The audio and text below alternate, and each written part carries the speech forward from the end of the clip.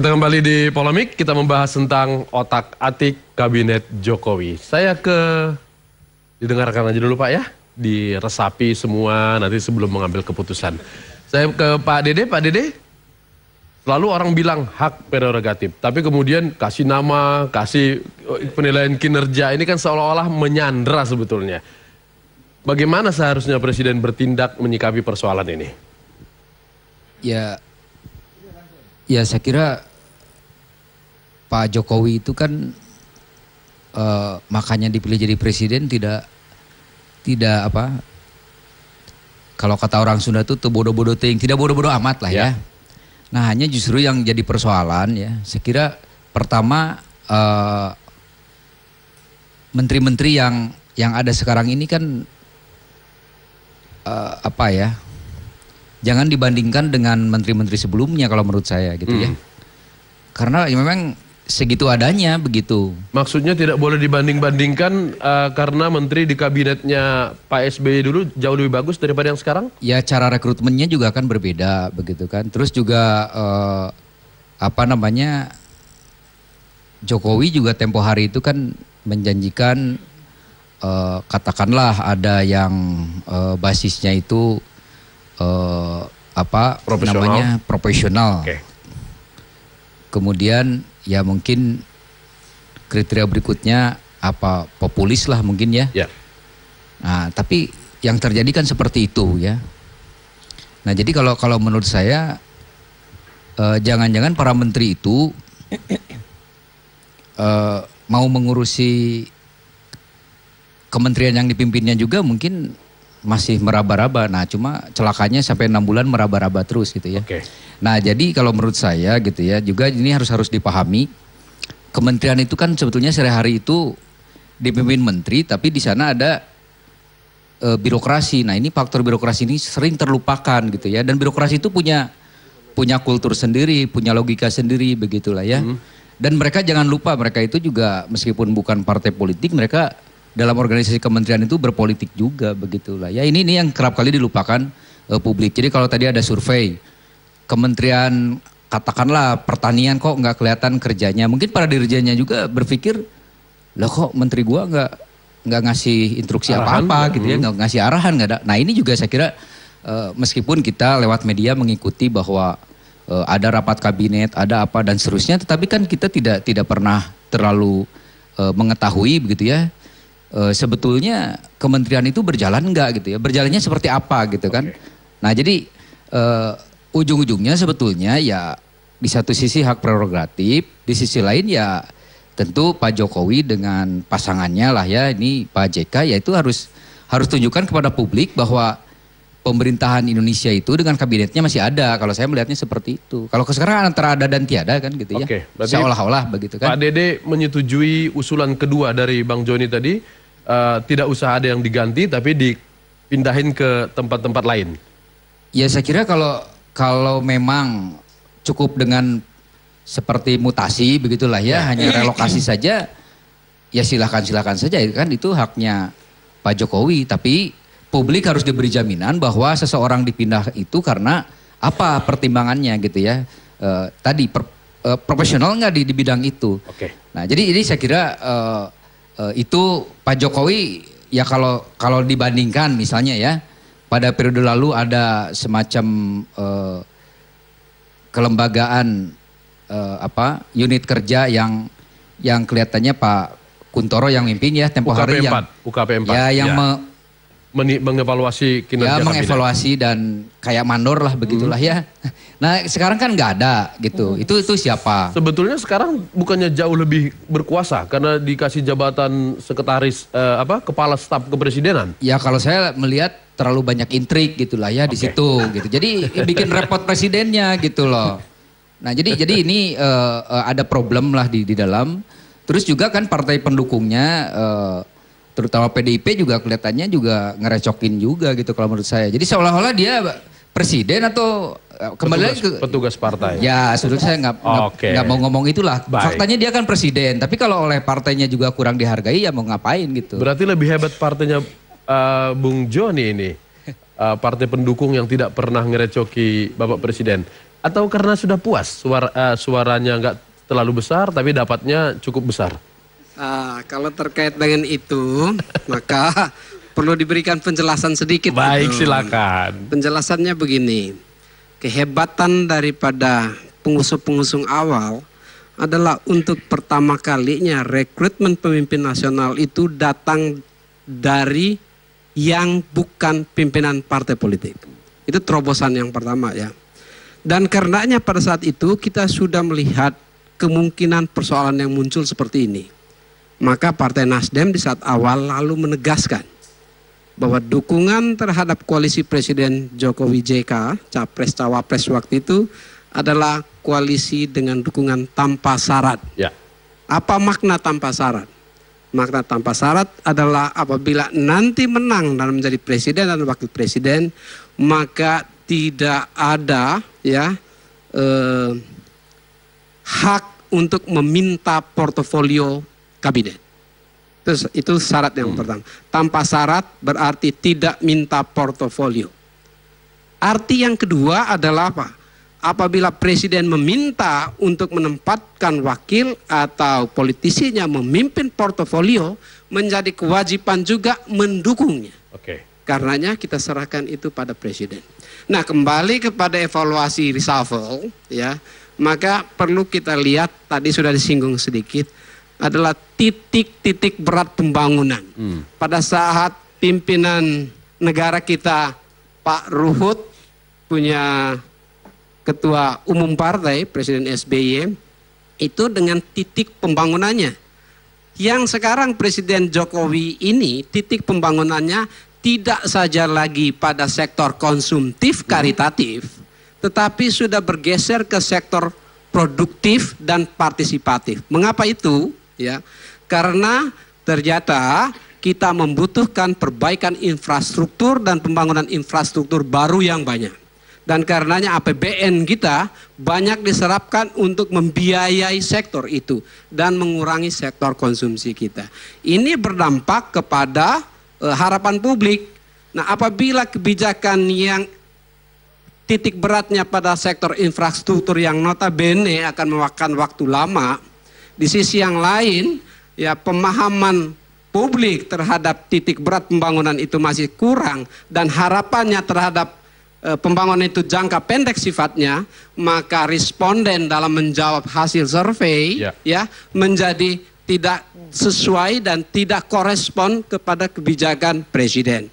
Tetapi ya apapun juga hasil survei adalah salah satu alat navigasi presiden dari perspektif publik. Presiden juga mempunyai alat navigasinya sendiri ya untuk menilai kinerja, karena apa? Penugasan-penugasan di portofolio masing-masing itu ditetapkan oleh presiden kepada menteri-menterinya. Dan dia mempunyai evaluasi itu. Tapi pandangan ini juga menjadi pertimbangan presiden. Satu catatan lagi, kabinet ini jumlahnya 34. Ya. Yang diisi oleh apa? Yang diisi oleh politisi atau profesional dari politik, dari partai politik, pendukung, ya, dan profesional dari non-parpol. Jadi kalau mau menilai kinerja kabinet, maka menilai dari dua kelompok itu. Profesional dari kelompok partai politik dan profesional dari kelompok non-partai politik. Tidak bisa didikotomikan seolah-olah profesional versus partai politik. Atau partai politik bukan profesional, itu tidak. Dua-duanya anak profesional yang harus mendapat penilaian. Sebentar. Coba Bang, interupsi. Bisa? Boleh, asal silakan. Tidak terlalu lama. Saya mau menjawab yang Bang Joni tadi. Boleh, tapi tidak terlalu lama. Oh ya, jadi gini Bang Joni, betul profesional dan non profesional, tapi ketika menteri itu bernama kabinet kerja, maka satu kesatuan. Jangan kemudian muncul, temuan kami ini menteri itu ada 3 tipe Bang Joni. Ada yang sprint, ada yang jalan cepat, ada yang jalan santai. Jadi menteri itu ada kriteria, 3 kriteria. Tapi kalau Bang Joni mau misalnya data, kami mengatakan menteri-menteri yang memiliki penilaian positif dari frame media itulah menteri-menteri non partai. Menteri-menteri yang justru menimbulkan polemik, lalu kemudian menimbulkan beban kerja dan beban citra negatif pada presiden adalah menteri-menteri dari partai. Itu temuan kami, Pak. Ya, yang disebut tadi justru berasal dari yang dikritisi tadi di awal, justru berasal dari non partai politik. Yang saya maksudkan di sini adalah penilaian kabinet itu adalah penilaian secara keseluruhan 34 portofolio. Itu yang kita maksudkan. Ya, dia berasal dari unsur manapun juga, sehingga presiden dibantu tidak setengah. Navigasi presiden itu berlaku menyeluruh. Yang menjadi soal juga diketahui apabila kebijakan presiden ini belum dipahami sepenuhnya atau komunikasi kebijakan presiden kepada masyarakat belum dilakukan dengan baik, pada saat itu responden ditanya terkait dengan pemahaman yang terbatas, ya, maka ini juga menjadi soal yang lain. Padahal sebetulnya ini sudah yang bekerja. kita butuhkan. Mungkin saja sudah bekerja, mungkin juga tidak. Ini yang dibutuhkan, bahwa kabinet juga harus membangun komunikasi publik yang intens dengan masyarakat. Baik. Kenapa? Ini satu lagi ditambah ya. Silakan. Mengapa itu? Karena pembangunan nasional tidak bisa dilakukan oleh pemerintah saja. Ya. Pembangunan nasional hanya mungkin berhasil apabila dilakukan oleh pemerintah dan Dibantu oleh partisipasi publik yang aktif di dalamnya. Oke. Bung, apakah Anda mau bilang bahwa sebenarnya menteri-menteri dari parpol itu duduk di kabinet hanya karena mereka sudah ikut membantu presiden untuk duduk, tapi kemudian secara kemampuan tidak sebagus yang dari jalur profesional? Ya, saya ingin menyatakan pada Bang Joni dan menerangkan, lebih menerang membukakan apa yang disampaikan oleh Bang Ruhut di segmen 1, bahwa ya ternyata ketika menteri itu berpolemik, ya, salah bicara atau menyinggung pemerintahan masa lalu, itu frame media negatif, Bang. Ketika frame media negatif, persepsi publik juga negatif. Jadi itu soal penilaian kinerja presiden secara keseluruhan. Disitulah saya katakan di beberapa kesempatan bahwa sebenarnya teori komunikasi massa itu berlaku. Ketika media memperbincangkan anggota kabinet itu negatif, publik otomatis menilai negatif itu. Maka hati-hati, Menteri. Itu yang pertama. Tapi ada satu hal yang menurut saya kurang sependapat dengan Bang Joni tadi. Satu hal begini, Bang. Betul, jadi kita pahami betul, presiden itu bicara atau menekankan pada program-program jangka panjang atau long program, infrastruktur, misalnya pembangunan macam-macam ya, kereta dan lain sebagainya. Tapi urusan kita hari ini adalah urusan perut rakyat. Jadi tidak juga bisa, ini saya katakan sepenuhnya bukan salah presiden. Presiden sudah sangat bagus membuka ruang yang panjang ke depan, bahwa 5 tahun ke depan kita harus bisa swasembada pangan, katakan dengan pembangunan irigasi dan lain sebagainya. Mestinya menteri-menteri teknis ini berpikir tentang perut rakyat. Ini dolar melambung terus, apa yang dilakukan oleh menteri?